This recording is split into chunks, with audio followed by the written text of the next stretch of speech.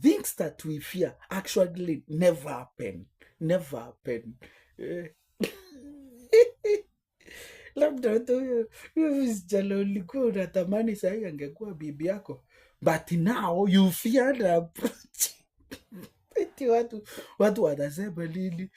Watasema na hata usipoenda watasema, na ukienda watasema. You get me? There is a business you fear and starting. Kuna kitu uliogopa tu kuanzia, na hiyo ndio. By the way, do you realize most of doors in life, they are not closed with a padlock, they are closed with the fear. So ndivyo anawekanga kateni ya fear. Unakuta somewhere ile kitu iko kubwa hata hakuna, ni fear.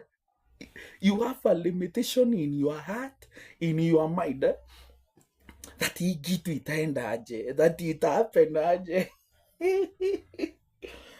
In real sense hakuna.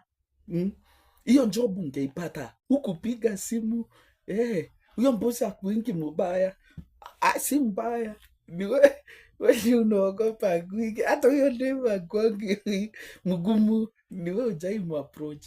You get me? Now you fear, you are fearing this, you fear that, you fear. Hiyo kabiashara sahihi labda ingekuwa imegrow sana, but ujaianzia, unaogopa, na ikifail, you better try fail. Yeah, success is contained in fear.